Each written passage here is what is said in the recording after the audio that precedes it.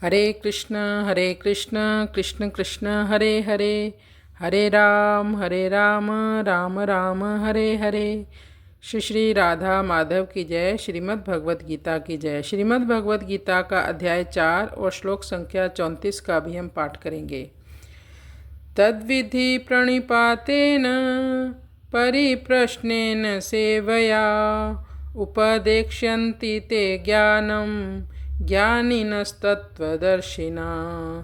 तद्विधि प्रणिपातेन परिप्रश्नेन सेवया उपदेक्ष्यन्ति ते ज्ञानं ज्ञानिनस्तत्त्वदर्शिना।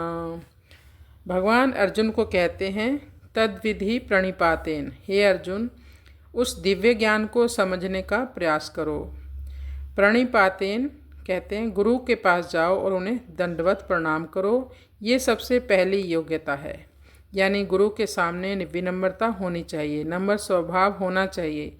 यदि नहीं है सरल स्वभाव तो गुरु आपको ज्ञान नहीं देगा।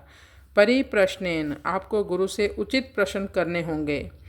गुरु के पास जाकर संसारिक बातें नहीं करनी चाहिए। प्रश्न पूछने से पहले सेवया, उनकी सेवा करनी चाहिए। यदि गुरु आपके कार्यों से संतुष्ट नहीं है तो गुरु आपको उपदेश नहीं देगा। इस श्लोक में भगवान ज्ञान प्राप्त करने की योग्यता नहीं, केवल ज्ञान सुनने की योग्यता बता रहे हैं। यानी किस शिष्य को गुरु उपदेश देते हैं। गुरु के पास तो कई शिष्य जाते हैं पर गुरु सबको ज्ञान नहीं देते हैं। कुछ लोग आते हैं केवल दर्शन करके चले जाते हैं, कुछ लोग प्रसाद लेकर चले जाते हैं। गुरु केवल ऐसे व्यक्ति को ही ज्ञान देते हैं, ज्ञानिना तत्वदर्शिना, जो उनके शरणागत शिष्य होते हैं, जो उनकी सेवा करते हैं, जो ठीक ठीक प्रश्न पूछते हैं उनसे। अब हम इसका अनुवाद करते हैं। हे अर्जुन, तुम गुरु को दंडवत प्रणाम करके, शरणागत होकर, उनकी सेवा करके, संगत प्रश्न करके उनके ज्ञान को समझो।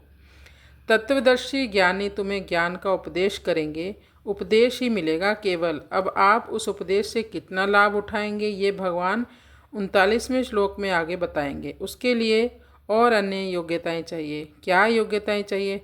श्रद्धावान लभते ज्ञानम तत्परा संयत इंद्रिय, ज्ञानम लब्ध्वा पराम शांतिम चिरेण अधिगच्छति।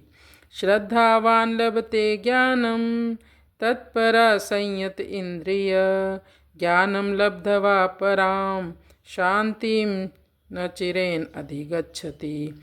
जैसे मानो कोई व्यक्ति दूध बांट रहा हो, लेकिन आपके पास पात्र ना हो। कम से कम एक लोटा तो चाहिए, एक मग होना चाहिए, उसमें हम दूध प्राप्त कर सकते हैं।